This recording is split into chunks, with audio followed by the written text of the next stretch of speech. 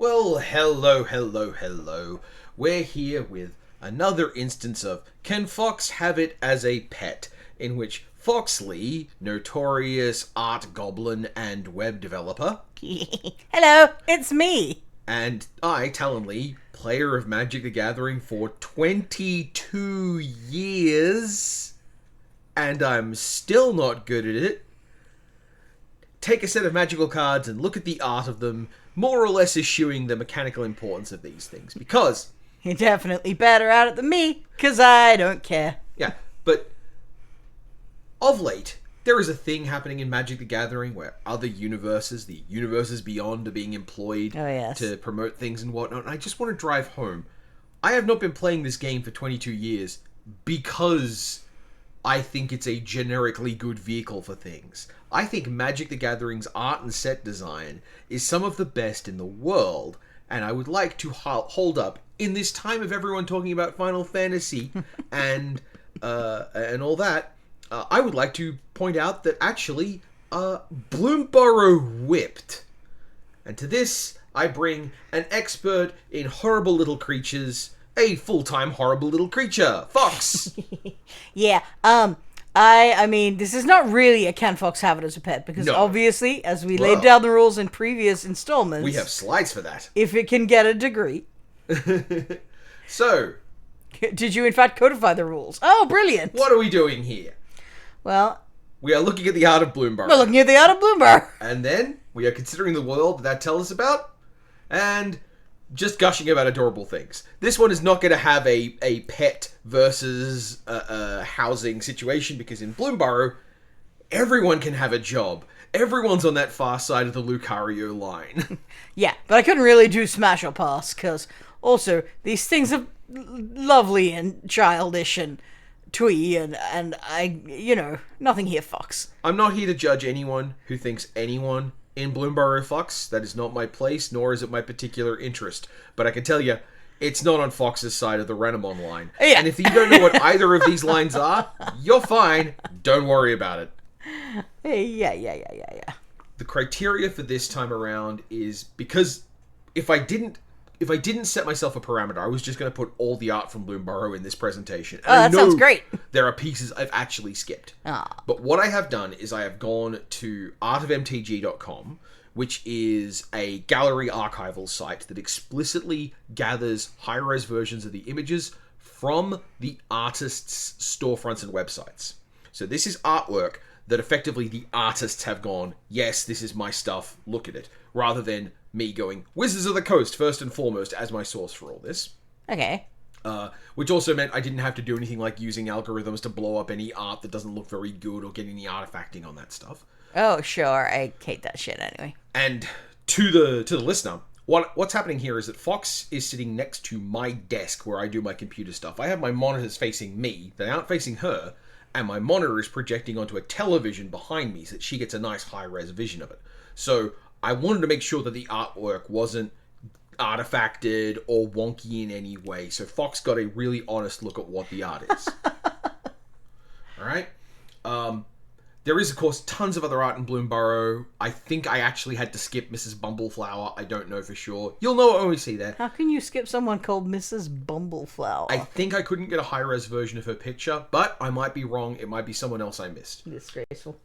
There is, however, that's going to mean there is a bias. I also skipped the basic lands. In Bloomburrow, they did a really cool thing where there are 4 variants of each basic land, and they got the same artist to do each one, and each variant is the same thing in a different season. So it's the same shot with a different season overlaid. Oh, that's a lovely idea. The Bloomburrow full art lands absolutely kill it. They're lovely, great, highly advocated, 10 out of 10 do recommend. And we aren't talking about anything as a pet, but rather as a little buddy. Yeah. A little buddy is a deliberately vague term. It's gender neutral. It's gender non-specific, which is more important. And that's pretty much all I got. Anything you want to add here? This is more like when I let them into my found family. Yeah. Speaking of which, there is a dog moving around in the background, and statistically speaking, you don't care or you're actively listening for him. Yep, that was his doggy door. And now, the presentation begins. What about Warden? by J.P. Tagete. I hope I'm getting that surname correct. Behold, one of the Bloomburrow frogs. He have a hammer? Yeah, he's got a hammer. I say He's a warden. I should be trying to resist gendering any of these things, because none of them are going to have, sex signifiers. Well, unless we get to Mrs. Bumbleflower. Yeah, sure. I'm going to assume she wants to be called Mrs., yes. But yeah, what about warden? That's a cool little frog. Yep. I hang out with this frog. I like how how their clothing is made of lily pads. I guess it is. Like it's all circles folded in half. The skirt doesn't look like that to me, but like it's definitely greenery of some kind. But the hat is obviously like Lily Patter's witch's hat inspired. Jackdaw Savior by Alessandra Pisano. Oh, the jackdaw is the... Yeah. What is going on with this rat and the weird color? Is that a life jacket? That is a mouse wearing some variety of life jacket, which is being rescued by a jackdaw that is carrying a burning taper in its mouth. What's a taper? Taper, T-A-P-E-R, length of stick that tapers towards the end. You've never heard this? I have never heard that called a taper as a noun. Whoops. Fascinating. You know where you will hear them called that a lot? In a church. Okay, fair enough. I mean, I've heard of a taper candle, certainly, but that's not what that is. That's a stick. Yeah. But yeah, and setting aside the way that an Australian should react to seeing a black bird carrying a burning stick, which is immediate panic. Well, that bird's blue. It's fine. But yeah, the birds of Bloomburrow do rescues. Birds are a bit less human-y, aren't they? Mm-hmm. I suppose that's essential, but... Yeah, So, world-building wise, one of the things I really like about, like, when you're doling out the various tribes to the different groups, the way they handle in Bloomburrow is that every tribe type, every creature type, bucket, as it were, you have given out to 2-color pairs. So you have your lizards, which are red and black. You have your raccoons, which are red and green. You have bunnies, which are green and white. Understood. Yeah. Then you have birds, which are blue and white, because like that's a really like designer-wise. That's what magic has done since antiquity. I want an animal that is. I want an animal that fits well in the thematic space that white and blue have. Ooh, is there anything that's known for almost always flying and possibly has a reputation as being wise? Oh, look at that! We've got birds. It's really easy. But one of the things I really like about this is that it means that within the confines of Bloomburrow as a space, the birds are constantly doing things to uplift other people. In the mechanics of the cards, there are a lot of Bloomburrow birds who grant flying to a non-flying creature. There's a lot of the birds going, well, we need to get you up here. Well, that's cool. Yeah. I like this bird. It seems like it would be difficult to, go out for pastries with, but only because that's fundamentally awkward when you're a bird. And my enduring consideration with this is how does it wear that shirt?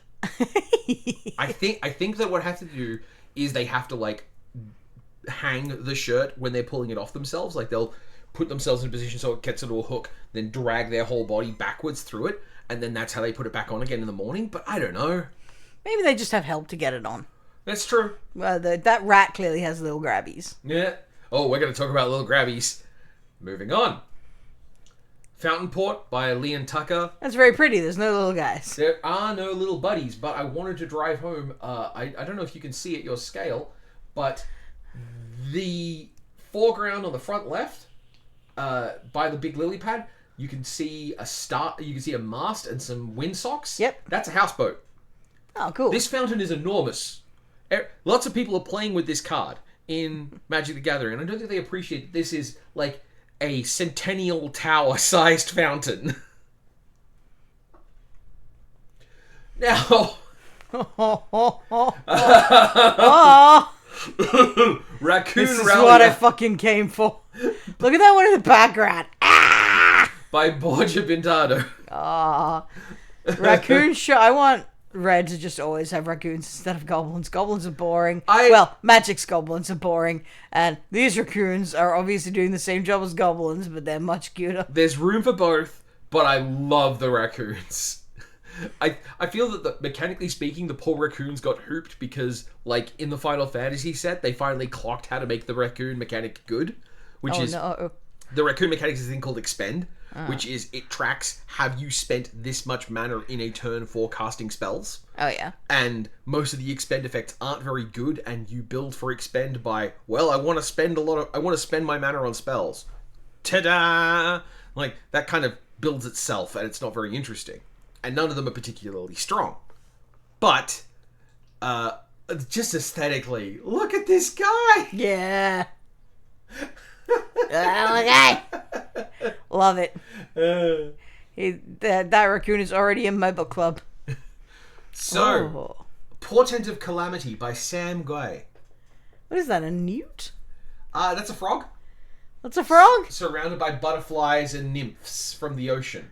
Well, the river. It's not exceptionally froggish, but it is a very pretty illustration. Now, I would normally have left this one out because... Hang on. I know that surname. You do.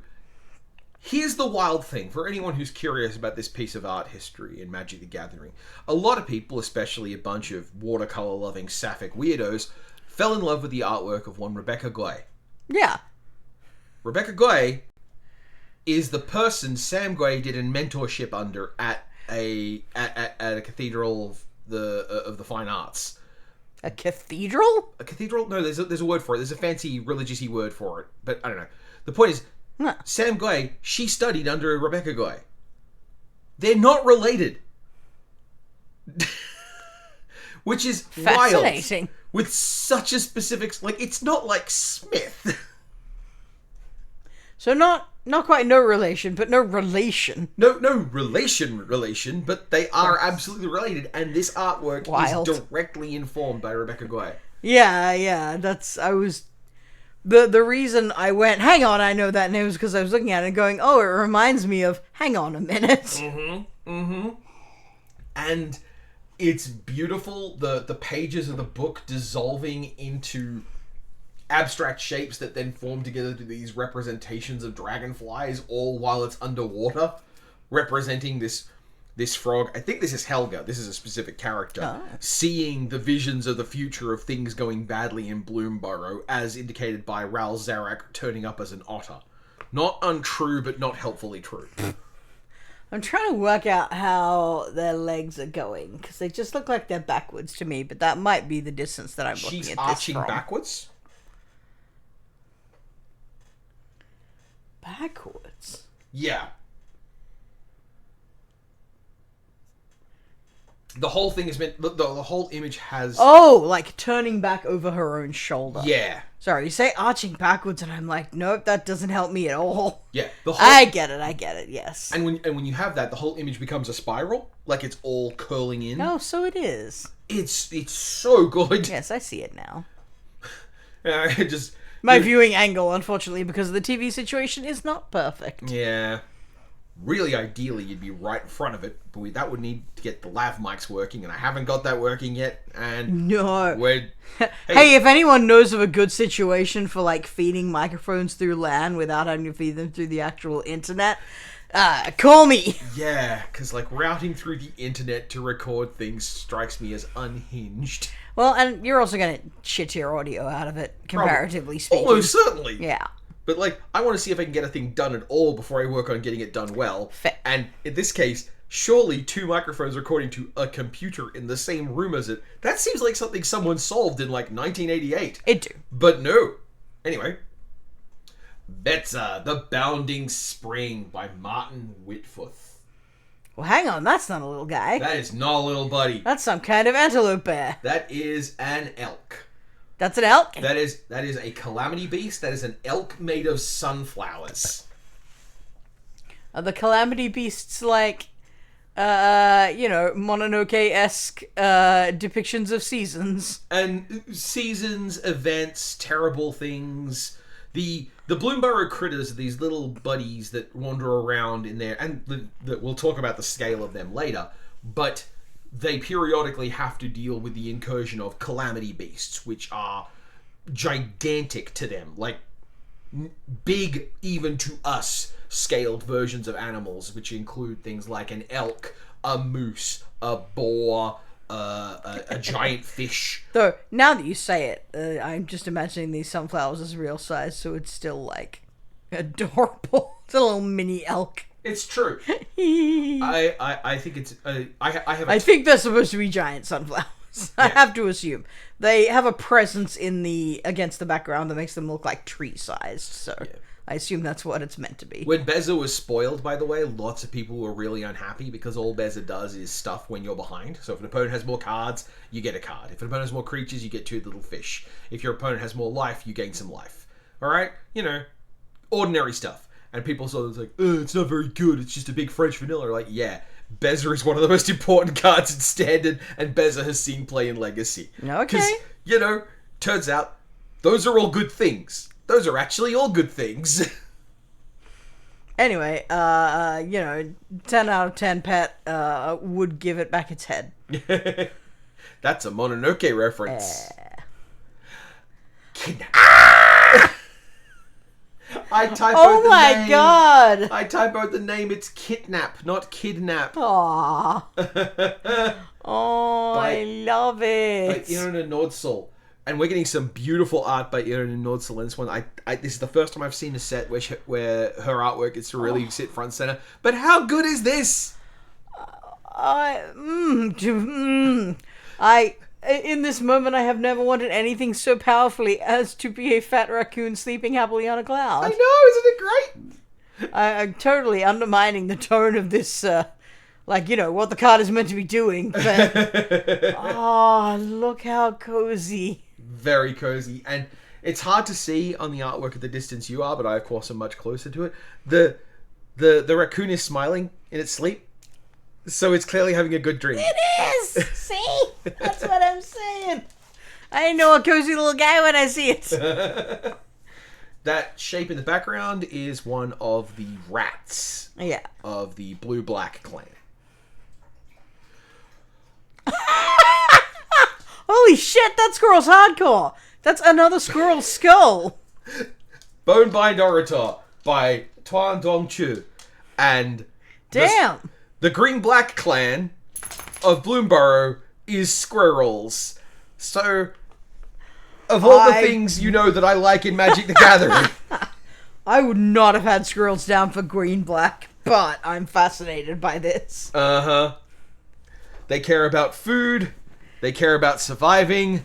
They will dig things out of the graveyard if they have to. Yeah. And yes, that is indeed another squirrel's skull that it is holding. And also another squirrel skull that it is wearing. I was talking about one it's wearing, yeah. And also a bunch of squirrels that are skeletons surrounding it. Squirrels. I mean, of course your skeletons are gonna be squirrels as well. What are they gonna be, humans? That's ridiculous. Be human skeletons? They'd be stupid. That's goofy as shit. They are.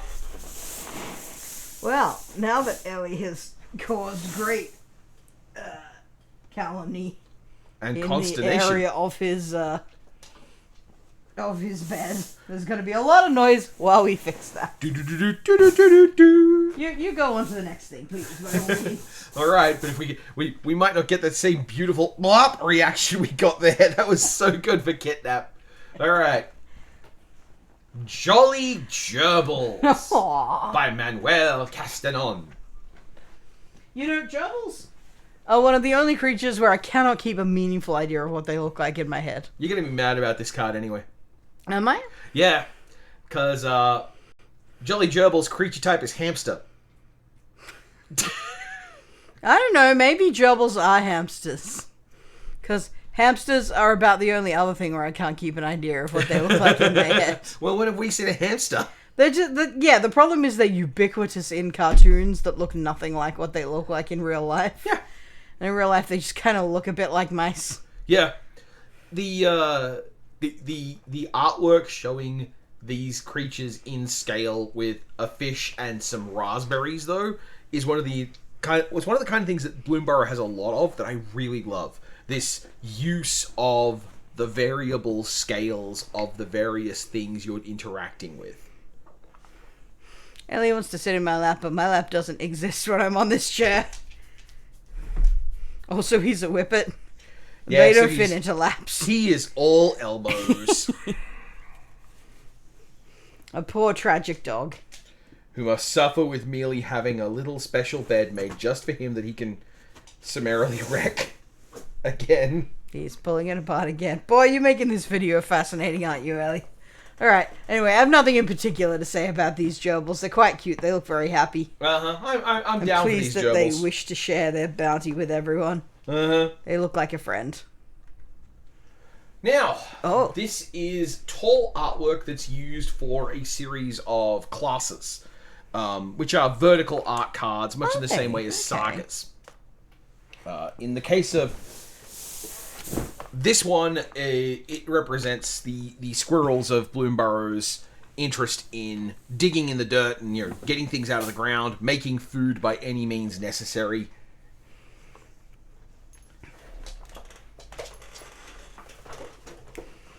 I like how their ears are going slightly purple. I'm a squirrel, but I'm also eldritch. Yeah, I also like that it kind of comes across as an elderly squirrel. Yes. Like, this is a squirrel with some serious, yes. I don't know what's going on its face. It's wearing some bones as a pince-nez. As a... God. You might know the word written down as pince-nez. Nope. Okay, well... Both of those are words I have not ever heard, I'm afraid. No, well, moving on then. Is it a thing that goes on your nose? Now, here's our first lizard friend. Now, Fox has a lot of opinions on lizards. Yeah. I don't love that, because that just looks like a fantasy lizard folk to me. It doesn't look like any particular kind of lizard to me. Yeah, this is a Valley Flamecaller by Ellie Livingston. And in this artwork in particular, the thing I love the most is in the background. There's scowling raccoons. There's a raccoon, a rat, and an otter who are all looking on with the air of, get a look at this guy. This guy's a lot. You need to pull it down a little, Carl. Oh, the taller one is an otter, I see. Yeah, and the rat is almost invisible between the two of them. Yeah, I can't see it, really. So the animals are all kind of real size to one another as well. Yes! Okay, and in some cases we get some artwork that indicates in like really funny and weird ways. Yeah. There's a card called Man, you got a lot of variety with your lizard lizard team then. Mm-hmm. Bushy Bodyguard by Andrea Piparo. This was in the Art of MTG collection, but also this is a card that has the offspring mechanic in Bloomburrow. Hey, yeah. Offspring is a mechanic that means you get to pay a little extra, and you get a copy of the creature, but it's a 1/1. This squirrel comes with a baby. And for Bloomburrow boosters, there were tokens for the offspring. Okay, the baby made me very happy. You totally distracted me from the ongoing offspring jokes I was planning to make as you were speaking. Yep. See, that's the thing. When it comes to you and deeply established bits, I've got to keep them separated. So, yeah, anytime that I can find the artwork in the Art of MTG for a card that also has offspring, I am getting the token to go with it. And this token art is by Jacob Kasper. I think that's how you pronounce that, because that reads as a very Dutch name to me, but I apologize, Yeah, I assume that is a variant of Jacob in a language that I am less familiar with than the one where it would be Jacob. Yeah. I do like how International Magic's art base is. Yes. These days. Though it can be said that Wizards' handling of artists needs to keep getting better. Yep. It is a really interesting thing as far as treatment of artists, because past few years we've had the intersection of the Warhammer 40k art scenario, and it's very possible for someone to look at the Warhammer 40k art and go, well, alright, we're not doing what they're doing over there. Things could be worse. But as Calvin taught us, things can be a lot better too. Yes. So, hey, Fox, this is the Daggerfang Duo by Narrator. Oh, it's super cute how they have, like, beetle pincers as daggers. Uh-huh. I like that a lot. I understand that, well, one's a squirrel, one's a rat. This rat and this squirrel are gonna fuck you up. There's a series of duos in each color that this is two of the overlapping types. So they're monocolor, and Yeah. they depict both of the critters associated with that color. Uh-huh. And in Limited, those cards were designed so that they were meant to help the two things that those two different clans wanted to do. So there were competing ones. It's a really good design principle to make it so that it's not a simple matter of like, I've picked my lane, I am in squirrels, therefore the only cards I want are the squirrely cards, and I don't have to care about anything else. In this case, this is a squirrel or a rat card, and it might be that like, yeah, well, I wind up getting a squirrel deck with a little rat in it, or I'm fighting the rat player for some stuff. And that makes the drafting more interesting and less on rails. I'm very relieved to see them actually drawing rats who look like rats, too. That's nice, because it, like, you know, for all that Magic has probably the best art design in its field, bar none, they do tend towards the stupid, stereotypical, just straight-up incorrect versions of rats that pop culture has had since antiquity. Now, a further weirdness here, and worth mentioning, is that the rat, you can you see on its shoulder? It's got a snail shell as a pauldron. Oh, yeah? Yeah, the rats in Bloomburrow are river rats, specifically. Well, that doesn't really mean anything. There's no such thing as a river rat. I know. It's very funny that here in Australia we used to have something called a river rat, and then we started calling it its proper name, which is a rakali. No, we used to call it a water rat. Yes. And other countries have things called water rats as well, but they're also not rats. Yes. So. Sorry, Wind of the Willows fans. Ratty's not a rat. He's not a rat, but he's some kind of vole, I think it is. Yeah. But, nonetheless, that means that the rats will have certain aesthetics that indicate wet, damp areas, and one of the things is that they seem to consistently have snails that they use as parts of their armor.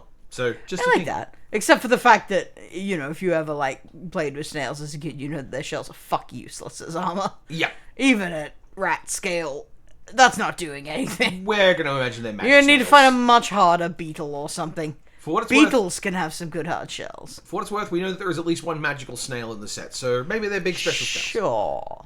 Uh-huh. Stocking the Pantry by Gina Matarazzo. Oh, that's very stylistically different. Isn't it just? Yeah, very storybook. Very charming? Yeah. I don't love it. Young Fox never loved that kind of, you know, sort of flatter aesthetic. But, you know, it is cool to see Magic doing things other than just generally realism. Yeah, I agree. I wonder what kind of, like, berries those are. Dragonhawk. Oh, that's Fate's a cool-looking bird. By Antonio Jose Manzendo. This is a alternate Calamity art bird version of it, and yes, this is one of the Calamity Beasts. Gotcha. Indeed, its creature type is Dragon Bird.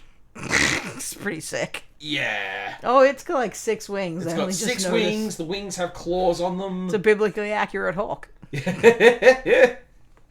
And like weird little fins on the mouth. It's a very good concept of like, what if a bird was also a dragon? Yeah. Not as cool as if you'd gone Suntail Hawk with it and given it like quadruped bird kind of status. But still super cool. Suntail Hawk is 23 years old and it still rules. It's still some of the best art in show. Love it, yeah. And I saw someone complaining like, well, it shouldn't be, you know, is bad art. It should have been a griffin. It's like, no, it's a hawk. It's a weird hawk. It's not a griffin. Do you see any cat in this bird? Fuck off. Anyway, yeah, this is the alternate art treatment that some of the Calamity Beasts got, which was like kind of dungeon manual. Biological field notes sort of style. Yeah. Yeah. Behold the horrors that we have found. Pretty cool. So that means some squirrel or something drew that. Yeah. Well, this raccoon's gonna fuck you up. This raccoon and this mouse. For this is the Roughshod Duo by Mikhail Ivan. This is another one of those duo cards. It's a red one.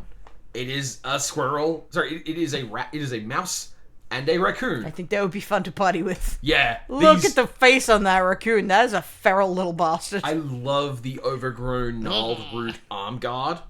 Oh, yeah, so it is. And the mouse has something similar that's like grown around it. Like these have scavenged roots to something horrible. and made themselves gear out of it. I mean, I don't even think those can be scavenged, because you can't make roots be a different shape. Yeah. I think those have been grown like that somehow. Quite possibly. I think somebody's gotten some fucking magic involved in this. In fact, given the way that the roots on the raccoon's arm seem to be holding the staff, man, that might be a prosthesis. It might be kind of... Oh, that would be sick. I hope that's what it is. I think that might be what it is. This is like druid prosthetics. Yeah. Love it. Love that stuff. Does that raccoon also just have like a random coffee mug hanging off its belt because you gotta have your trash? Yes. Awesome. You're gonna love so many of the trash related cards. Yeah.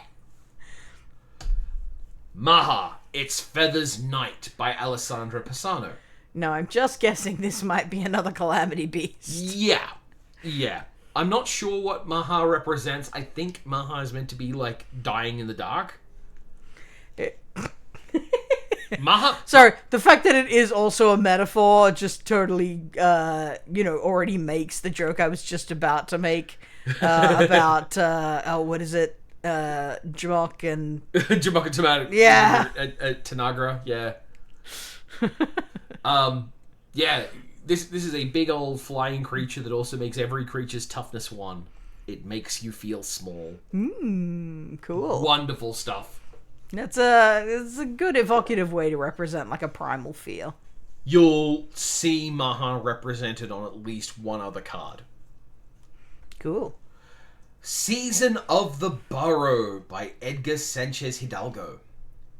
So, what an odd combination of like warm colors and cozy atmosphere, and also what the fuck is that? I think that's a Calamity Beast outside the Burrow. I feel like it's got to be, or like it can't get into the burrow, maybe. It's an interesting artwork because composition-wise, it's beautiful. It is genuinely amazing, and the season cards, Season of Calamity, Season of the Burrow, they're all meant to be cards that are... They're high-value cards. They're the things that Wizards of the Coast say, players will want these. We give them special art treatments as well. They're very cool and very good. Speaking of very cool and very good, hello, Ellie. It's my dog. You can get inside the sack. My Don't worry, he loves being inside the sack. Oh, yeah, the sack is one of his favorite places. Second only to bed or running around like an idiot. Yep. So Season of the Burrow is part of a cycle. It's a really novel mechanical thing where they give you 5 paw prints, like the actual symbol of a paw print. And it's like, you get 5 paw prints, spend them on the effects of these cards. So it's like, if there's a 1 paw print thing, a 2 paw print thing, and a 3 paw print thing, so you can be like, oh, I'll get 5 of the first thing, or I'll get 2 of the second thing and 1 of the first thing, or I'll get... It's a really novel way to design. It's an alternate currency. Yeah, and all that only happens for the duration of this card. So, like, this was obviously a very high-value card. What's the duration of this card? The duration of the currency. It doesn't need to be tracked after the resolution of the card. Okay. So it's kind of just like a... Oh, what are they called? Trinket? Charm. Yes. The ones that have like several effects, and they, it used to just be pick one, and then they made some that would pick 2, and they made one that was like, pick any number of these. Yeah, so the word for the ones where it's 3 things, pick 1 is charm. When it's 4 things, pick 2, it's known as a command, and after that point we don't have a good typical name for these things. Right. There's a cycle of things like that in some of the commander products, which is choose 1. If you control a commander, choose all of them. Right. So all of those thematically related, multiple effects on one card, and you pick and choose which ones you want. Yeah. But nonetheless, this is the Season of the Burrow is meant to... It makes something terrible go away, but it can also do things like help you recover and get back lost creatures. So the Season of the Burrow is... I'm not sure about what this art is trying to communicate. I don't know the story moment it's trying to express. But it's a beautiful artwork. It is. Like I said, odd combination of like horror and warmth. Nettleguard by Rob Ray. Aw, it's just a little brave mouse. Yep, it's a brave little mouse. I like the use of the barb on the weapon. When you're very small, you're not going to have a lot of weight or cutting power, so piercing power is actually really valuable for weapon design. I wonder what it's meant to be. Because it's not a nettle. Yeah, like most of the weapons and whatnot have been identifiable as like things. Mm-hmm. So I do wonder what that is. It straight up looks like metal, which is the weirdest thing. But like very weird decorative metal. So I don't know. Also, we'll probably never know. The fireflies look great. Yeah, they're alright. Season of Gathering by Irina Nordzel. Very noble forest folk, fucking Robin Hood and his merry men kind of mood. A minor scale note in that you have Mabel, a major character, standing in the middle there, and next to her is an ordinary bunny. Oh, that's a bunny at the back there? The big one in the back's a bunny. It's a lot more evident when you can see the face detail, but yeah. Yeah, from here it looks kind of just like a really fucking huge squirrel. It is really funny when you think about the scale of these animals as I'm used to them, because you have mouse, rabbit, otter. It's true. Maybe, I assume hares are included in Rabbit Clan the same way that mice and rats are presumably folded together. You're going to have opinions on that. I think it'll be interesting. Here's one of the lands that did get in Mudflat Village by Samuel Bandini. The world of the rats as living in and adjacent to the river, things like walkways across the river. It's just beautiful. I love a floating town. That's one of my favorite things to do with a civilization. Mm-hmm. And fireflies. All the fireflies. So they're swamp rats, essentially, is what we've got here. Not that that's a technical term either, but Yeah. Sazakap's Brew by Sam Gway. What kind of lizard is that, Fox? That's a damn good question. Ain't it just? And why is it cooking a tadpole? That seems unethical. That's a kind of fish. Sure. Look, Bloomburrow is following the Disney pattern that fish don't have souls. You gotta have something. You can't go otters and raccoons and they're but no one's gonna eat each other. Yeah. We've crossed a bridge, my friends. Yep. Especially when you find out about the biggest, toughest guy in the village. I think I know who that is already. Yep. But yeah, that's a frill-neck lizard. It is and it isn't. It doesn't really look like a frill-neck lizard, but it does have the frill, and I don't know of any other lizards who have that frill. It's possible. But it's also green, and that ain't right. Yep. Maybe there are other lizards like that we just don't know. Notorious lover of damp, clammy environments, the Australian frill-neck lizard from South Australia. Well, there's a reason they're not green, and that's because sand isn't green. Still, another work by Sam Gway. It has that same fulgent, flowing. This is how this moment feels. Not what this moment I looks can like. see why they got this artist to do a lot of the water stuff. Head of the Homestead by Omar Ryan. Straight out of Beatrix Potter. That's what that is. Oh, except for how the kids have knives. The kids have knives. The kids have knives. That's cute. This is another example, by the way, of the way that the set uses mashing together of things. This is one of a cycle of hybrid common cards, and they're all quite good, which meant that if you're in green or in white, even if you don't want bunnies, you might pick up a Head of the Homestead anyway, because it's a pretty good card. You kind of want them.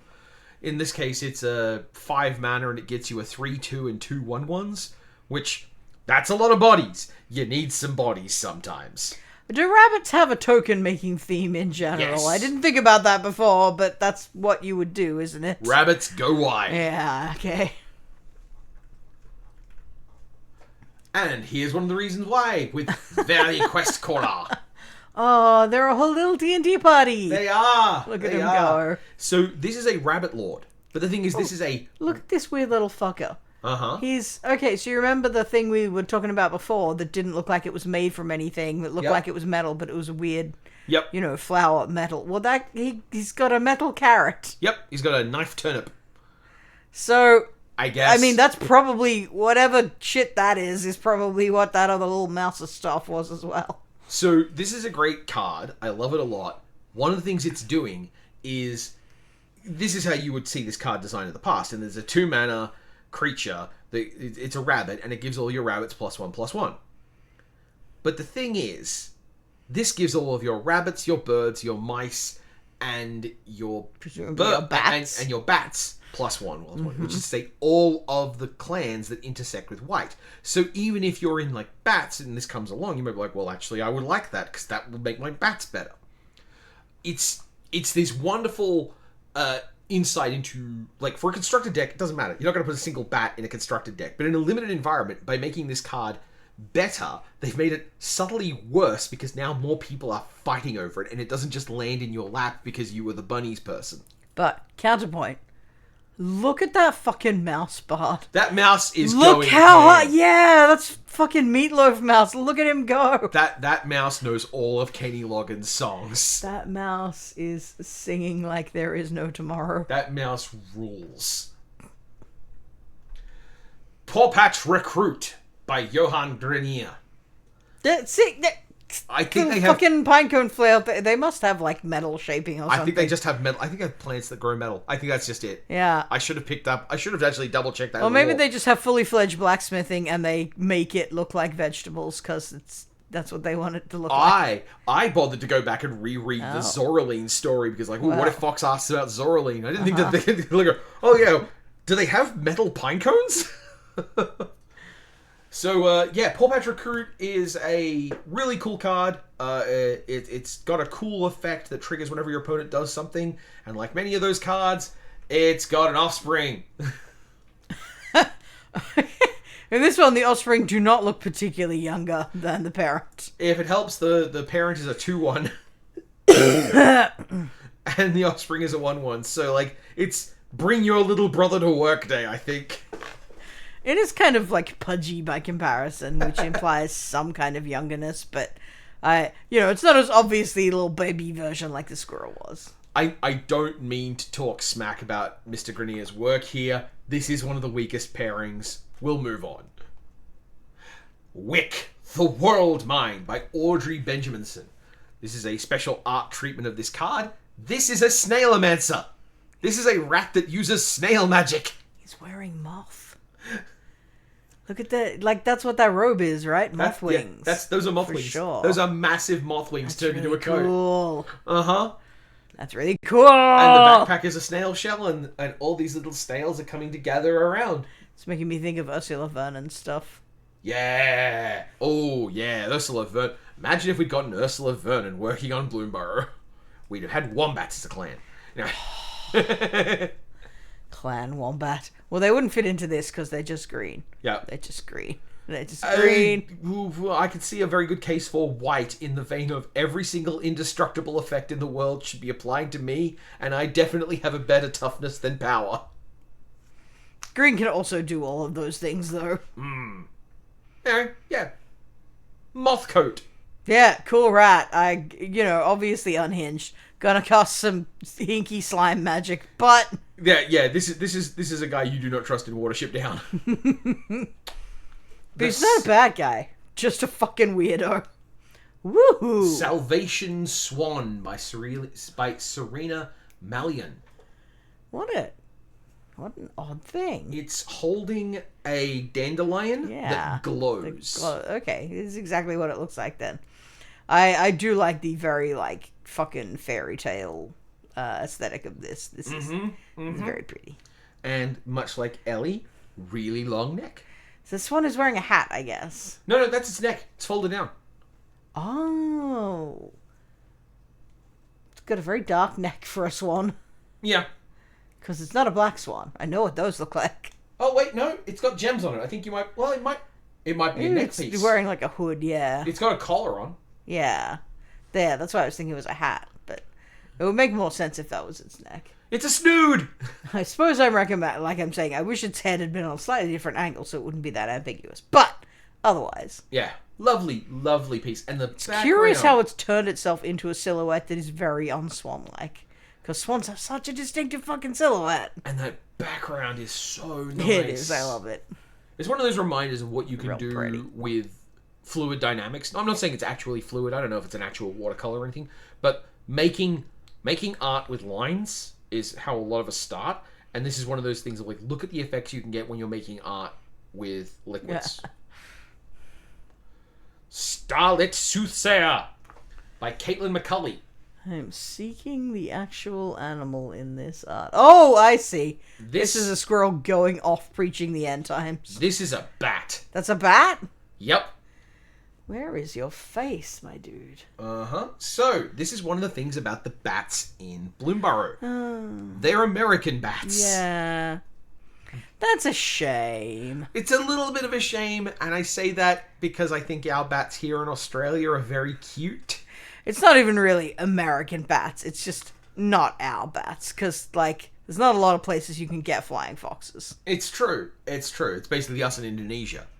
But the big, blocky, almost cube-shaped nose... The fact that if this thing wasn't wearing its glasses, you would lose its eyes. I didn't even see its glasses. That's why I was having trouble finding its face.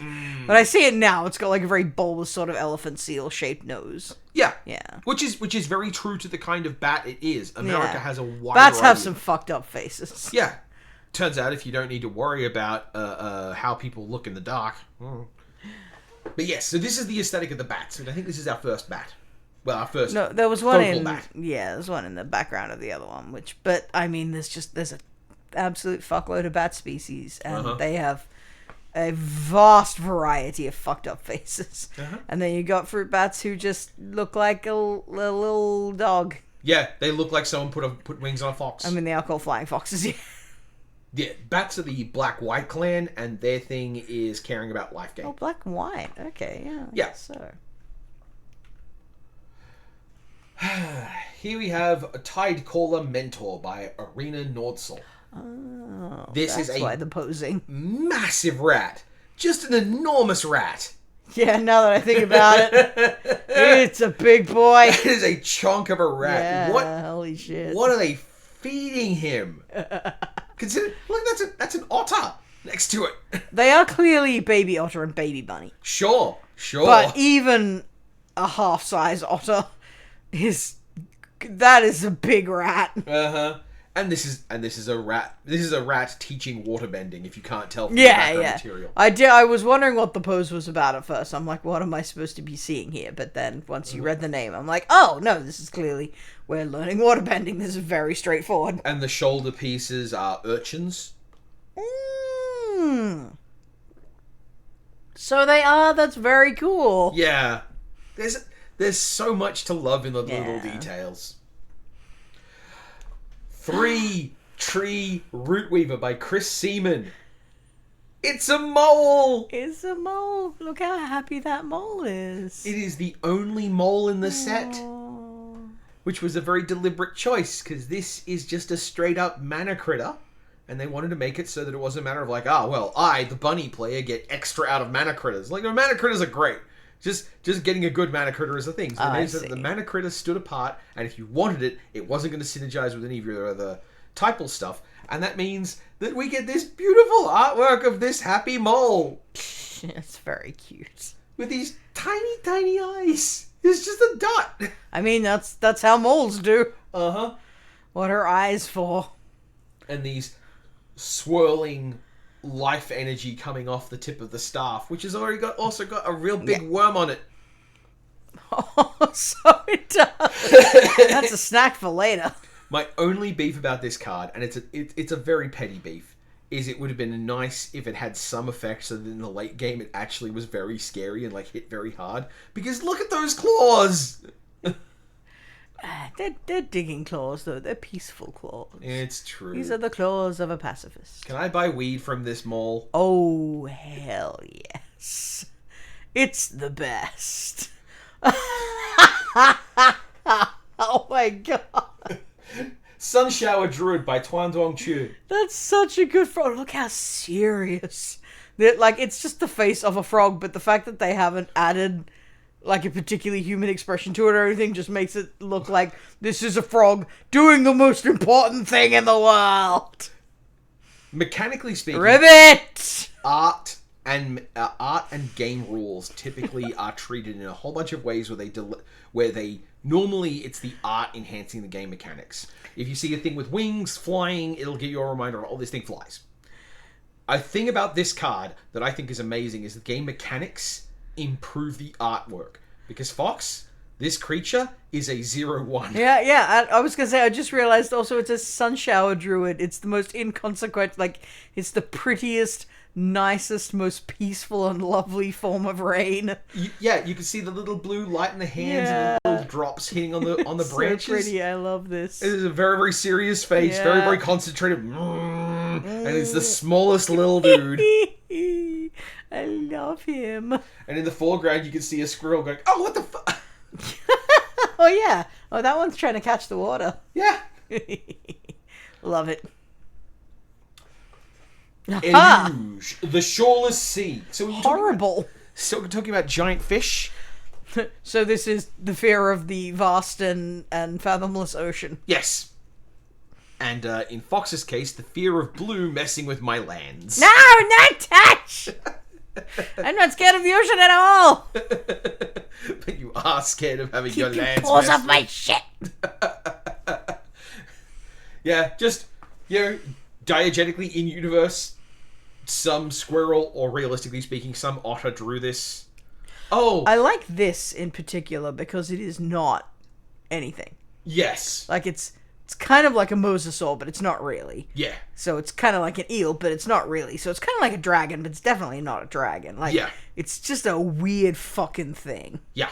And that feels really good in a setting where everything is, little fucking twee British backyard creatures. There's art of it in another part of the set where its head is alongside that houseboat I pointed out in Fountainport, and it's bigger than the boat.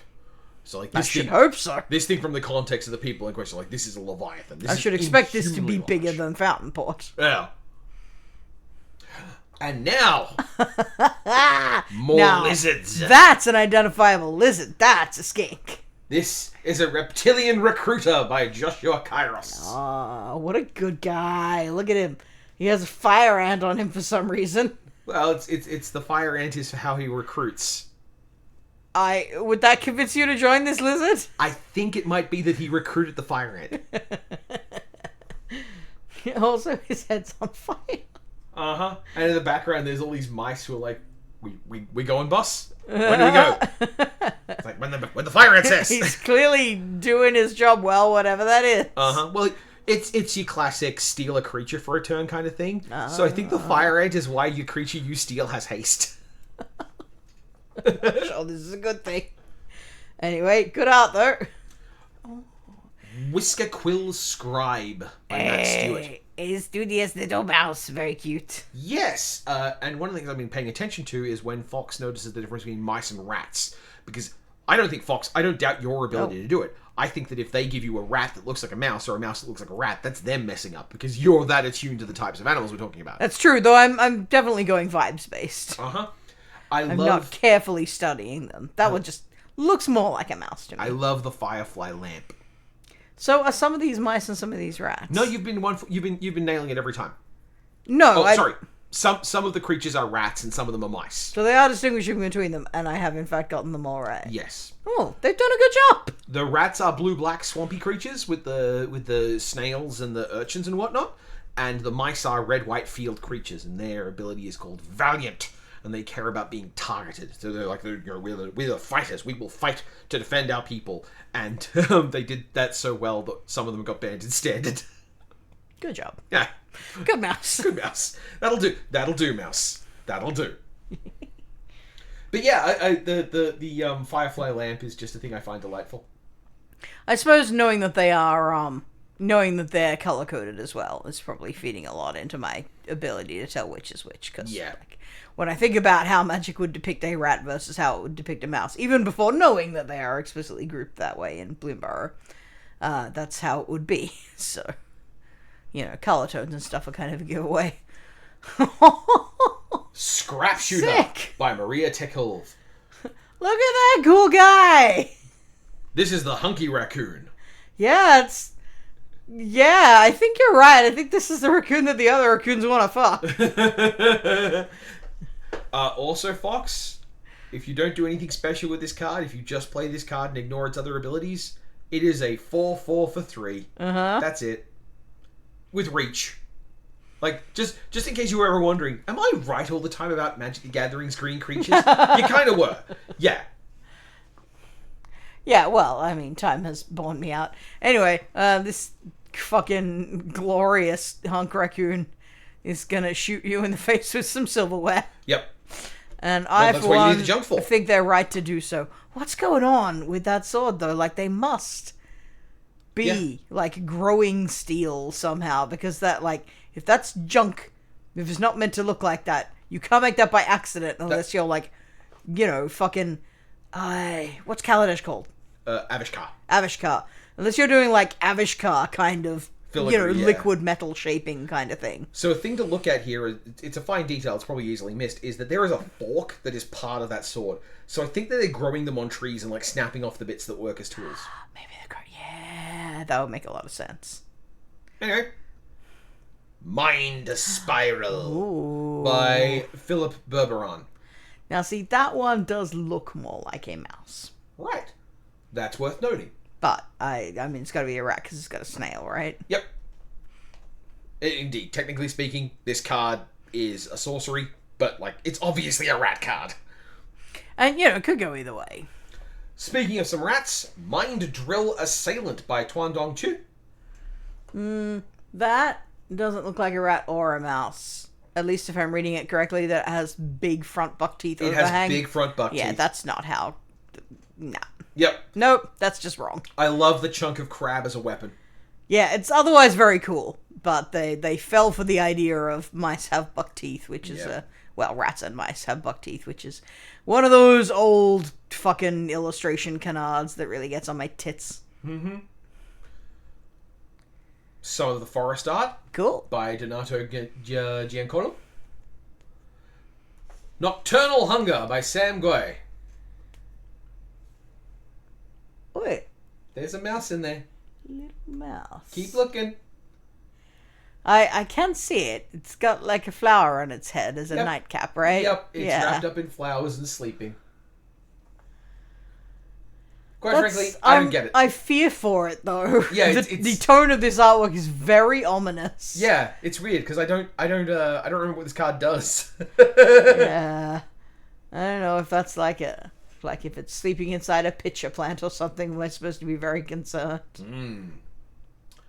Shortbow! These animals are not, for the most part, fighting one another, right? No, they're mostly trying to defend themselves against the calamity beasts. Yeah, that's what I thought. The various groups keep themselves apart, and there is a frog that's a traitor. Spoilers, I guess. And there is a theory. There was a theory from some people that one of the bats was a traitor, but actually, no, she's not a traitor. She's just weird.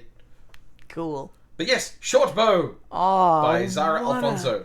What a fluffy little guy. This whole artwork is so soft. Like every bit, even the bits that are made out of wood or acorns or whatever, just look soft and lovely and you want to touch them. My favorite thing about this is that's not wood it's sitting in, that's something else's fur. Oh, it's riding something huge. That's a little bunny. Bumbleflower's Share Pot by J.P. Taggete. Horrifying. Uh-huh. And in the background you can see Miss Bumbleflower.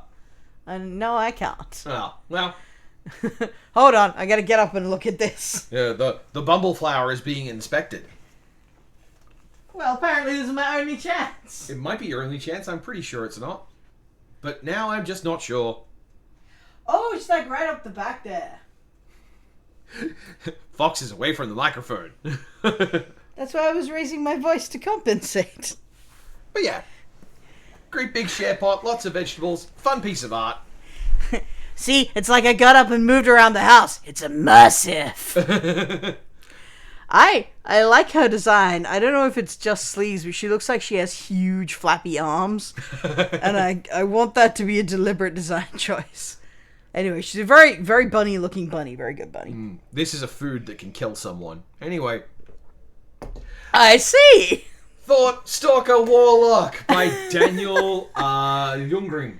See, this once again has the problem that it mostly just looks like a lizard folk rather than a specific real-world lizard. But... Well, it's got hands, Fox. Sure. But that's not what I'm saying. What I'm saying is, like, it looks just like a collection of reptilian traits that don't necessarily map to any particular reptile. But I'm also willing to give it a pass, because look how fucking happy it is! This is such a fun Holy card. shit, this is an unhinged lizard. I love this little critter. He's evoking a wolf there? Yes. He's got menace. Cool. Oh, is he doing like a shadow puppet thing where he's a little guy, but he's like, "Ah, look, I'm a scary wolf, run away." And Sick. Also, he can attack your hand. If you've already been hurt, if you're vulnerable and weak, he can spook you even further. I don't like that. Yeah, well. Stop spooking me. Such a good expression. He's like, no! Bone Cache Overseer. So... wow, that squirrel is goth as fuck. By Mila Petchik. Holy shit, is that Liliana? No, this is not Liliana as a squirrel, though her artwork does depict her as a squirrel. No, this is just a squirrel necromancer. Uh-huh. Well, I mean... Also, all of the trees around them are growing skulls. Those aren't trees. Stems, stalks, flowers. Yeah, those are like fucking... Oh, what kind of... I know the kind of plant they are, but I can't name them now. But, like, yeah, I love that those are, in fact, flowers. Yep. The sissiest form of plants. Uh-huh. But they are also skulls. Because this squirrel, as previously stated, is goth AF. I love the Bloomburrow squirrels. That's pretty cool. Sonar Strike by Julie Dillon. Oh, damn. Fuck me. By Julie Dillon. Well, good on her. So remember I said that I've been playing Magic for 22 years? Yeah. 22 years ago, I was learning Photoshop from the helpful guides on the personal website of a woman called Julie Dillon. She used to draw some very hot Amerimanga boys. And explained how to do Rei Ayanami's hair, and how do you do it easily? You don't. You just have to do every single bit. Sorry, there's no shortcut here. It's just really hard. Turns out to draw things, you have to draw things. Fuck. Yes, this I believe is Zoraline doing a Sonic Strike. What the stylization here is fascinating as well. It so much. This stark yellow background. Definitely see the sort of anime influence in the like physicality of this effect. It just looks like shit that's actually there. Yeah, it's turning a scream into a wave motion beam cannon, and as the wave motion beam cannon hater, I still think this looks cool. Well, look, I mean, if it's a thing that's not meant to be a wave motion beam cannon, you turn it into one, like a punch or a sword or some shit. Yeah. Then you fucked up. But if it's a sonic scream to start with, then, I mean, that's what it is. Yeah. Such a good design. Though also, if you look in the top left, 6 fingers. Oh, yeah, God, that's not how bad hands work. I mean, it might be how Zoraline's hands work. I'm not going to fight on this one. It's not. Well, no, because bats, the whole thing is that becomes the thing, and that... Fox is pointing at her hands. Yeah, this is not a helpful explanation. The pinky finger becomes the whole extension of the wing. Yeah, well, no, not quite. But I was describing what you were gesturing at. Shall we move on from trying to do bone analysis? It's true. Look up how a bat hand has actually become a wing, because it's fucking fascinating and weird as shit. It's almost as weird as horse toes. Yep. Which are truly upsetting. I will say, by way of critique, it's not a very energetic... Like, the effect is powerful, but the expression on the face of this thing is very yeah. To be fair, that's kind of how bats look when you don't have good expressive bat faces to work with. Does not look much like a scream from the the creature doing it. Mm-hmm. Next up we have Sky Skipper Duo by Maria Tekulve. A frog and a burb. So I've been spending a lot of time in Tears of the Kingdom lately. Yeah. Because there is simply too much in the last couple of Zelda games, and I haven't even come close to finishing them, because I am a completionist, and those games are made to destroy me. Yep. But you wind up working for a newspaper, and the guy you're working with is one of the Rito, the bird people, who, is kind of like a reporter dork with a pilot cap, kind of... Just, real bozo energy. And also, they happen to give you the frog suit that lets you climb up wet walls. Ah. So it's a very boring and pointless and roundabout way of saying that as soon as I saw this, all I can think of is, we're gonna go get a scoop! Just instantly, these two people in my mind are reporters now, and that's all there is to it. Well, one of the bird's got a telescope, so yeah. And the bird is also wearing a hoodie. And I can't see exactly what the frog is holding, but, it looks like some kind of the frog scroll is holding, or capture device or it's a something. water flask, so you can put out more water that it can stick in the air in front of it. Oh, one of the other frogs was doing this too. Yeah. So they can sort of use that to levitate as long as they have water, I guess. Yes. That's very cool. Yeah. So he's using it to keep up with Bird Friend. Yep. Who, yes, I very rudely buried the lead about this bird wearing a hoodie, which does rule. It's a very cute little fucking fairy wren looking guy. And this is your, bird and frog card. I am very pro bird frog. Ember Heart Challenger by Corey Godby. That's got to be a mouse. This is a mouse. This is a very so important mouse. little. This is one of the mice that didn't get banned in standard, but thanks to one of its collaborators got banned. Hey, courageous little mouse. Yeah. There's not a lot to say. This is the specialized. This is a fancy art treatment. Real good. It's such a good little guy. Yeah. Real heroic. Yeah. Oh god, he's Gandalfing. Yep. He's got like the sword staff combination. And while we're on special art treatments, here's Phineas, the Ace Archer by Corey Godby. Oh, that's a good bunny. Yep. Oh. Phineas is, as a character, I think Phineas would very much like to be seen as a bit like the Robin Hood of the set. Phineas values an army. Phineas gains you life. Phineas puts a +1/+1 counter on every creature you control that's a bunny or a token. And then if you have 10 or more power, draws you a card. Phineas is a scourge of slow, ponderous decks in Standard. And for that, I love him. I feel that there is a lot of character in this. Yeah. Like the face of this rabbit. He doesn't just look like a rabbit. He looks like kind of an older rabbit who's seen some shit, but is still like a charming guy. The tattered ear. Yeah, the tattered ear and just like there's age in this face somehow. I don't know if that's how rabbits actually look when they age, because I'd never seen an old rabbit. As far as I know, no. I definitely, like, all the rabbits I've known have lived tragically short lives. Mm-hmm. But yeah, just wonderful art from Corey Godby here. Yeah, I love it. Harnesser of Storms by Bram Sells. Is this Relzorak? No, this is just another otter. It's just another otter who looks like he's going to end the world with the power of lightning. I love so much that the devotion to make these animals and not furries. Because look at those stupid little arms. And those stupid little arms. I actually think those arms are too small, in fact. Uh-huh.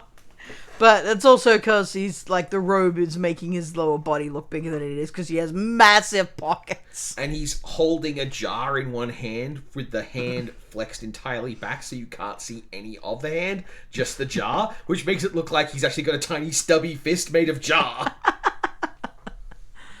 Yeah, he does look like he's got a bit of a big head, but... And it has that beautifully vacant idiocy every otter has. Like, have you ever looked an otter in the face? There's no thoughts going on. It's like, I cast Detect Clam.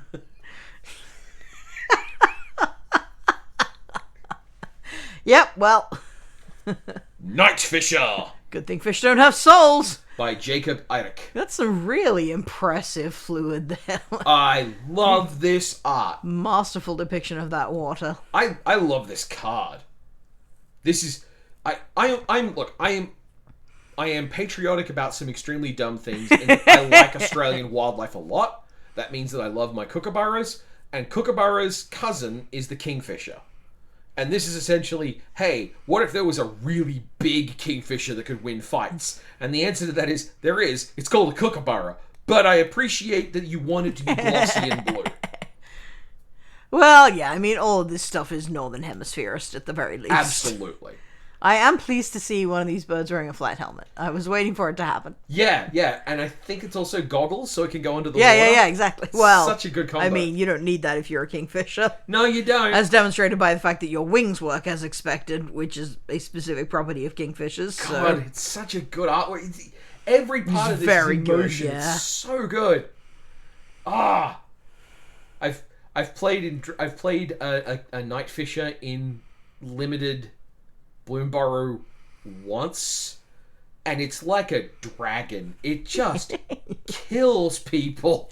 You couldn't bring a kookaburra into this, now that I think about it, with the same impunity as a kingfisher. No. Because then all of your lizard people would have to be like, okay, but we're not working with them. They have a literal murderer. That's a calamity beast. Yeah, exactly. A kookaburra is a calamity beast. Speaking of calamity beasts... Whoa! This is Calamitous Tide by Samuel Bendini, which I just bring up because that's Illuge. That's how big Illuge is. I can't sort of barely see much else that's going on. It's not quite as big as I imagined. Yes, Talon, thank you. Well, I was kind of figuring you'd keep talking while I got up from the computer. I was trying to concentrate on you pantomiming the dimensions of these things as if I couldn't see them. No, I thought you couldn't, which is why. Anyway, yeah, just big fish. Starseer Mentor by Tara Susak. Again, man, North American bat faces. Microbats are so ugly. It is what it is. Again, patriotic about the dumbest things, but yeah, microbats are not very cute. Is that a couple of frogs in the background taking notes? It's a frog and a lizard taking notes, and they look great. Like, oh, this is the bat equivalent of our waterbender. Yeah. Rat, isn't it? Yeah. And the expression on the lizard in the background's face is just so good. It's just a very studious, while the eyes are registering nothing. I can't see it very well from this distance, unfortunately. Wildfire Howl. Hey, okay. In the context of a world of bunnies and mice, what's a wolf? Yeah, well, like I said, you can't bring a kingfisher around here. Yeah. Behold, a calamity beast. Wildfire Howl by Emmanuel Castanon. I'm not. I mean, it's not just a wolf; it's also on fire. Yeah, it's a forest fire. Yeah. It is what if a forest fire. Carrot cake. Which is notable. Oh, look at the bunnies in the background. Just losing their shit. I have seen so many of these cards being played over the course of the past 6 months, and I bet that most people who've played it have never noticed it's being held by a paw. Yeah, and I don't think that's a bunny paw either. No, I that might be Mum Bunny's. That might be Phineas's hand. Hey kids, want some carrot cake? Well, here's the thing, because it's also a little black little grabby, which definitely says a raccoon is stealing your cake. Shock. I'm not saying that's the only way to read it, but we can't see any detail on those claws. Speaking of a raccoon. Hey! The Keen-Eyed Curator by Pindursky. Oh, I almost feel sorry for this raccoon. Like, look at that facial expression. They're like genuinely distressed by the idea that they might have subpar trash. So, this is a card that I love deeply. It's a card that messes around with graveyards. And of course it is. And if you let it mess around with a graveyard enough, it becomes a 7/7 trampler. Jesus Christ, that's a lot of trash. And then it kills your opponent stone dead. You have heard me giggling about this recently. Give me the garbage. Give me the garbage. And it could be your garbage. It could be their garbage. Because here, comrade, it is our garbage. And then it is my garbage. Tell me about their tails, because I remember seeing ones who had fire stripes on their tails like that. And this one has green stripies. Yeah, different raccoons use magic of trash. They use the magic of the discarded things. And so some of them have red magic that they use to, like, burn. And some of them have green magic that they use to recover and heal. And this one apparently uses it to get completely ridiculously jacked. Okay, so the stripes on the tail are like your fucking avatar tattoo showing up style of thing. Yeah, it's power glows. Cool. Yeah. This card is so good, and I love the artwork showing, like... Because this isn't just caring about, I have to eat, like, a lot of trash. It has to be, I need a variety of trash. Selective I need trash. lots of different types of Oh, trash. this is the one who wants multiple types of cards in the graveyard. Yeah. Yes, I remember you telling me about this. And that's why I love it. There's a bug, and a feather, and a skull, and a fish, and a cup, and some ribbons. Ribbon... Such a good card. Sticks and you can flowers, a strange-looking kind of poop thing. But there's trash. It's discarded. There's fish heads on the ground. It's like, no, we're not doing those. Like I said, it's like this creature seems genuinely upset by the idea it might have subpar trash. Brambleguard Veteran. I've seen this one before. This is perfect. By Jakob Eirik. Look at this. You can just hear the kind of wheezy, deranged junk inventor voice coming out of this creature. I love him. There's a book we read for my Look at his little whiskers! Years ago now. Look by how Terry squished Pratchett. in his nose is. In which there was a character called Wobbler, and Fox described doing the voice for Wobbler was his voice is all elbows. This strikes me as that kind of raccoon. Oh, that's not what I'm getting. Oh? I'm getting kind of the, actually I think I'm getting a fair amount of Old Man McGucket. Like, the deranged hillbilly kind of, They're in my collection of wishbones! I made these goggles so I can see through time! Do you want an AOL CD? Because you can't have them, they're all mine! Yes, anyway, perfect, love them. Oh, that's cool. High Stride by Dan Muramiah Scott. What a chunky bunny. The thing I love about this is that it's showing the magic of Bloomburrow. Like, it's not just that these are little critters, it's also they're using magic the way little critters would. This is a card that gives the thing reach, which is to say, I made myself stilts for crossing the river, and I can swing one up and wang a bird when it gets past. I like seeing the ways that magic gets used in a setting for non-combat purposes. Yeah. And this is a very good setting to do that, since, like, we are less concerned about fighting than we normally are in Magic. Not unconcerned about fighting. We're still definitely fighting, but... Anyway. But also just, I don't know if it's... No, it can't be the perspective. It's more that the lack of perspective reinforces that this is a fat bunny. Fat bunny. And I like this fat bunny. I'm always pro fat bunny. This is a gecko! This is an actual fucking lizard. This is a leopard gecko. And they are perfect. It is a flame cage gecko by Brian Valetza. And, yeah, look at that fat tail. Yeah, that's where you keep your fat reserves. Literally, that's what it's for. Uh-huh. And that's part of why it's actually identifiable as a real lizard. Yep. Yay. Real good face, real good eyes. The three-fingered little grabbies. These are like super popular pets in the US, but they're also like cheap and affordable. So they're kind of like, guinea pigs here. They often come with like really sad stories about, well, they're only supposed to live a couple of years, right? No, you just fucked up taking care of them because you were a kid and no one told you any better. And fucking chain pet stores sell them for fucking $5 and give shitty care advice. And it's not a good scene. But they're such cute little guys! This is why I had to bring this whole set to you, you understand? Yes. Clement, the Worrywart by Corey Godby. That's a frog you don't fuck with. Yeah. Wow. That's like a frog with the face of a catfish. You big fat frog. Probably a toad, actually. Unless Magic specifically has toad as a type. Nah. Because, I have learned after many years that not all frogs are toads, but all toads are frogs. Huh. Well, so it's perfectly acceptable to make a toad and give it the creature type frog, even if it's still a little bit weird when wolves aren't dogs. But whatever, we'll let them get away with that one. That's more of a thematic difference than anything. Yeah, and then we're going to open the cat jar again, and everything gets stupid.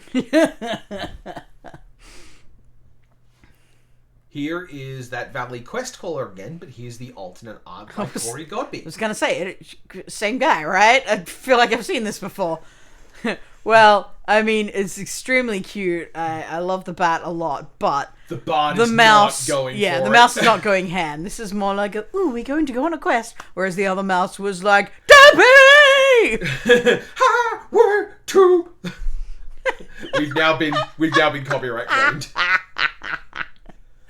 Clifftop Lookout by John Thacker. Oh my. Well, I take it back when I said this set doesn't fuck. That is a very... I'm not comfortable with how much swag that frog has. I like the use of the leaves and a bead of water as a telescope. That's cute. That's in Bug's Life. Yep. And we're going to move along from this eerily swaggy frog. Does this frog look like it can get some? Essence Channeler by Wiley Beckett. Oh. Is this an alternate art? No, this is the normal art. Oh, they're a bat. They're a bat. They can't... Okay, this is the second time we've seen a bat with a magical power being represented as like a very physical object. Yeah. And when it's not one artist's choice, I'm suddenly realizing that they're depicting it because this is about bat perception, isn't it? Yes, I think it is. Oh, that's so cool. And I think this is so monochrome because the bat can't see very well. Yeah. It's using echolocation. Bats don't generally have color. And the other one also had like a very sort of plain flat. It was very bright, but it was featureless for the most part. The sound was the thing that had a real presence. And had lots of fine detail. Yeah, that's so cool, you guys! Sorry for doubting you, Julie Dillon. Oh my gosh, Julie Dillon! Not that this is Julie Dillon, but still. No. Like, this is... Wiley Beckett, you're also good. This is so good. I love... it. On the one hand, I'm annoyed by this card so much. Because it's just a standard life gain deck card. And occasionally like, oh, my opponent just got a really good draw and they're hitting me for 9. Screw me, I guess. But... the art itself is so... I almost want to say mournfully beautiful. It's very cool. Love this. Fell. Oh my. By Wiley Amsator. It's just a Dixit card. Yeah. Is this one of the beasts? That's my heart again. Okay, yeah. Yep. This card is just, by the way, the most despisable Fox card.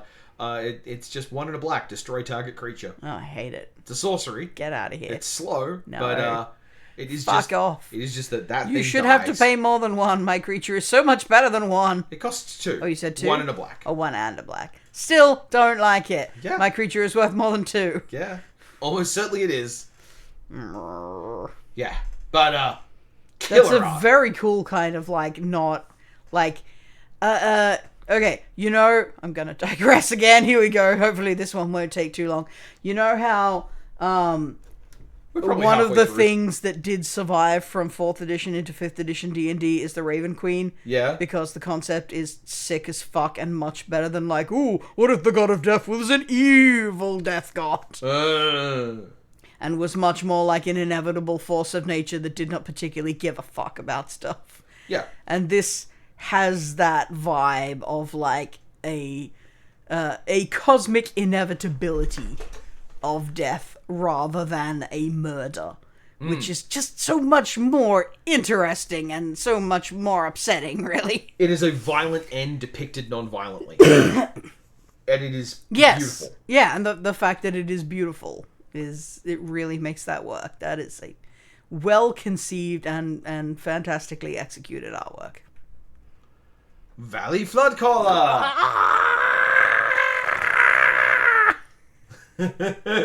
Oh my god!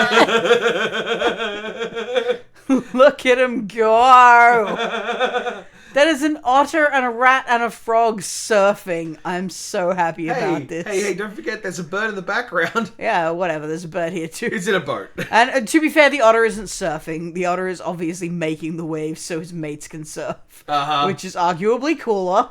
And what the hell skull is that thing on the end of the staff? It's a fish. Yeah, like it's wonderfully weird looking skull. They all, like, Frog back there has, like, a fucking fishbone-style axe club thing going as well. can't remember the word for that. There are various like Pacific cultures that have that kind of club axe tooth hybrid. I have the word knocking around in the back of my head, and I don't want to be rummaging around for like, is that the Polynesian-ish word I'm thinking of? Yeah. But yeah. I can't remember what they're called. They're cool. I know that in the Ixalan set there was a Matakama, which is a type of the same thing. But anyway. Moonrise Cleric by Simon Dominic. This is another one of those interesting things about the anatomy of bats.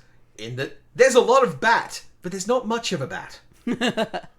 This one, I have to assume, painted wings? I think so. Or it's the magic swirling around and lighting them up from behind. I don't think so. Because all the light of the magic is very much in front of. Yeah. I keep saying she for the bats, but I think it's just because they made their magic purple and pink, so they're all like purple and pink toned. Femme-coded, yeah. Yeah. Shit's hard to outgrow. Doesn't have the same like big brained, ooh, we got how they were portraying bat perception as the previous ones. And the magic is accordingly less solid. But like, still cool. Yeah. Painting your wings is pretty sick. Zoraline, Cosmos Caller. Now that's being lit from behind. Justin Gerard. I think there's also an element of my veins are lightning. Yeah. Yeah. And the massive swirling Cosmos Storm in the background. You also have the halo around the head, which I think is also meant to represent those sonic waves things again. Like, the pattern through it looks like a visualization of a sound wave you might get in a curve. Yeah, probably. I don't know if it's actually what it's doing, but... Those legs doing what I think they are? Zarline has legs tucked up against her. It's... yeah. Yeah, that is what they're doing. It's a little weird. Yeah. But, you know... That's definitely not what bat legs do. It's a little weird. I'm trying not to be too harsh on Zoraline here. I'm gonna be a little bit harsh on that. Because that's, like, the same way as I'm like, well, no, that's not how the joints in a bat wing works. Like, the way the wings join to the body is... This is not what legs do. The foreshortening on the left wing also gets muddy, so it makes it look like the left wing is actually smaller than the right wing. In general, the wings are very small for a bat. Yeah. I guess because we wanted to fit them all in frame or whatever. But, I don't know, I think they could have been bigger and... maybe have the actual, like, the lines of the lightning show through them a bit more would have been cool. And Zoraline, basically, you can keep Zoraline's feet where they are and just make her legs that long. You don't need to fold them up. Yes, exactly. I like that she also looks pretty unhinged. Like, yeah. Having a good time. Remember what I said about that one who everyone thought was a traitor, but actually she was just weird? Just a weirdo. So she just really digs lightning. Consumed by Greed by Matthias Koros. No! Yes, tragic art. I don't like this one. But Next I card. thought it deserved special mention for the elaborate design of the squirrel armor. I don't want to look at it. It's too sad. It's giving me never-ending story flashbacks. Don't like it. Cash Grab. Oh, this I like! Look at this fat fuck. Yes! By Loic Canavaggia. Praise you, squirrel shoveling nuts. You have brought me back. I approve of you. Godspeed. Thistledown Players by John Thacker. Oh, that's so cute.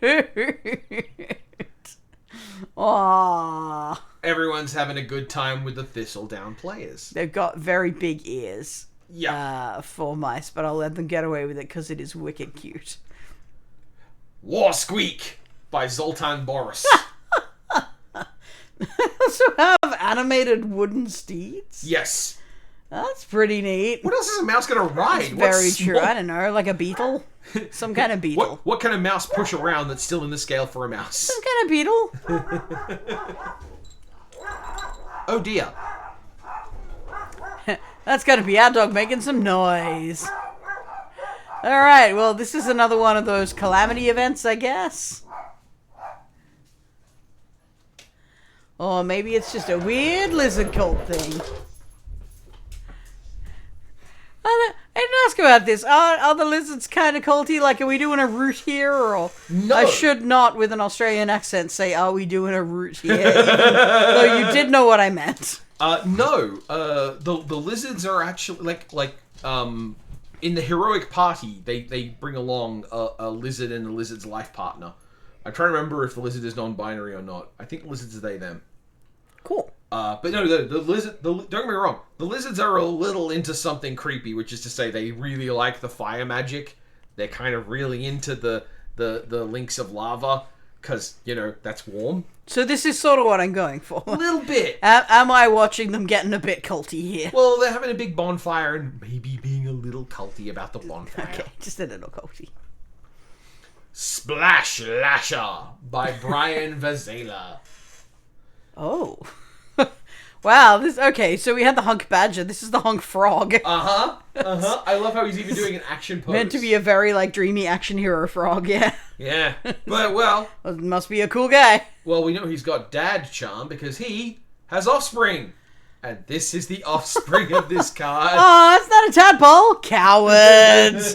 Cowards. It's a little guy. It's a cute little frog, but that's not a frog child because we know what a frog child is. It's called a fucking tadpole. But yes, and bonus artwork by Izzy. Imagine what you could have done with that when we also know that the way this works is that the frogs carry water so as they can get around on land. Because you don't have the problem that you would have with the tadpole. A little tadpole in a bubble. Yeah. Stormcatch Mentor by Manuel Castellon. Wow. I love in the back right, you can see there's an otter, and I think it's meant to be shouting, but it looks like it's got its hands to the side of its head, like it's just, oh my goodness, lightning again. I love lightning. It does, doesn't it? Now that you mention it. I mean, all the other ones look pretty happy. Oh, hey. This guy has very similar vibes to the, polar bear from Donkey Kong. I mean, I don't know why, because that polar bear is kind of a bumhole, and he's also a Viking, and this guy's none of those things. This might not even be a guy. I don't know why I'm saying guy again. Stop it, brain. The fish kites on the staff. Oh, so there is. That's a nice touch. Such beautiful world building, you got that carp streamer, yeah. And they're clearly funnels for the lightning as well, because it's coming out of their tails to go into those spheres. Yep. That's pretty cool. But also, sorry, you cut away before I could finish admiring this otter's dreadlocks. And clam shirt. It's got to be, that's the thing. That's got to be clothing, right? Because this is not one of those, in the sense that you mentioned, they've been careful not to make them furries, but rather animals. Yeah. And part of that is they don't have people hair. Yeah. So they're not actually dreadlocks, which I believe this otter is wearing an octopus's hat. I was thinking a jellyfish, but yeah. Could be a jellyfish. Just a Starforged sword by Mark Poole. Cool. Just a really cool artwork of, a really big, heavy sword. I love the texture of this. Because this is very, I don't know what it is about it. Maybe it's just, the canvas texture that's been applied here or whatever. But this looks like fucking 70s sci-fi covers. Not in terms of its content, but in terms of its shading style and its texture and everything. This is so hard to describe. I'm sure somebody out there will see what I'm seeing and be like, oh yeah, I totally get it, Fox. It reminds me of really detailed pencil art. Colored pencil. Yeah. Brave Kin Duo by Devin Platts. Just a couple of little guys off to be heroes. They're going to the big city. This has some of the best flavor text in the set. They're going to sing a little song about what they want out of their lives. Do you have everything you need for the journey? Of course I do. I have you. Oh, they're going to get eaten by a kookaburra. That's not true. Peerless Recycling by Jeff Miracola. Wow. That's a lightly horrifying framing there. Teapots exist. The raccoon is using green energy to chug through garbage. Its tail is not lighting up, though. No. So clearly that's not a universal thing. No. And it's much more evident around the pumpkin. Yeah, this is not one of my favorite. Like, I like the intense concentration. That's charming, but the execution is a little bit off, I think. Intrepid Rabbit by Artur Trefner. That's so cute. The glowing flower is a lantern. Yeah. And this is another one that just looks so delightfully soft. Uh-huh. I enjoy this a lot. It's got offspring. Baby bunny? Oh. Oh, it's just kind of the same guy. It's just kind It's of like the same guy, different angle. Yeah. Little. That's a shame. Little brother. Could have been so little. So fluffy. Oh, that's pretty fluffy. Alanya. This is like a little baby-faced otter. Alanya Divergent Storm by Corey Godby. It's... I'm gonna level with you. It's not a very ottery looking otter. No.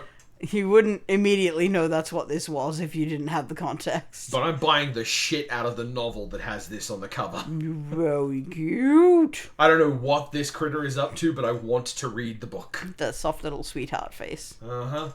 While casting quite clearly ice and fire magic. Ooh. I guess so. I don't know. It's very pink for fire. Well, that's being kept off in the other hand. Harvest Right Host by Julie Dillon. And I want to point this out. That's a fat bunny. That is a bunny that is meant to look like a fat person. And it is not being, like, it's not being harped on or grossness, but, like, the layering of fur around the chin makes it look like it isn't like, you know, I have a large body and a normal-sized head and a tiny, skinny neck. No, this is a fat body, and I like that a lot. Well, it's also like a beard, right? Yeah. Because it's like a village eldery kind of look. But also just the lop ears. I know. And the beard. And the carrot top hat feather. And the huge sleeves. I suspect this is what I actually saw on the art of Mrs. What's-Her-Face? Bumbleflower, yeah. Mrs. Bumbleflower was just really voluminous sleeves like that, but I still love it. And I love this. This is great. Tender Wild Guide by Jakob. Wait, that one's got offspring as well. It's right there. Yeah. This is a mana critter. I was going to say, this is another one of those. There's only one opossum in this set, surely. Yep. Yeah. There's one of them. It's also a mana creature. It's 2 mana for a mana creature. It can tap for any color of mana, and it can tap to put a +1/+1 counter on itself. It rules. And it also has offspring. I mean, that's incredibly cute, and I love it, but you can't do better than the one that's just on the card to start with. I have been beaten to death by these things so many times. I have been beaten to death by this screaming child. Yep. I love them. I love the little one in particular. So cute. Also, it's a nice touch that the baby is riding, because, of course, that's what opossums do. Yep. Agate Blade Assassin by Hristo D. Chukov. Yeah. What kind of lizard are we looking at? That's... Because I want to say the face is snaky. No, that's not a snake face. Okay. Not at all. It's kind of... it's hard to tell, because I want to say the face is quite iguana-shaped. But you mostly pick iguanas by, like, crests and shit, and that is all very much hidden in this artwork. Well, that explains why this one's wearing a hood, because that way you won't be able to identify it for its crest. Could be. It doesn't have any, like, spikes going down the tail or anything, though, which would be pretty normal. But it does, like, it reminds me of a bunch of other lizards I've seen, too. Like, it looks kind of like a monkey-tailed skink. Kind of like a lot of really big, solid skink-type things. Mm-hmm. Yeah, I see that. So I'm giving this one a pass. It's a little bit generic. It's not immediately recognizable like the leopard gecko was. But I do think it looks like a lizard that is a guy and not a D&D lizardman. Wax Wayne Witness by Mia Peshek. Remember what we were saying about perception being different for the bats? Yeah. I'm seeing the light here off this object coming off it in different waves and different colors, which makes it look to me like it's looking at it with some other means. Yeah. I just assumed it was doing magic, but you're right, that could be what the light looks like as well. those wings are absolutely fucking wild. Yeah. They like there's obviously or like tattooing or something, or they're just like, you know, part of the magic is that the wings, like maybe it's like the raccoon tails, maybe the wings display in that way. Those are also not.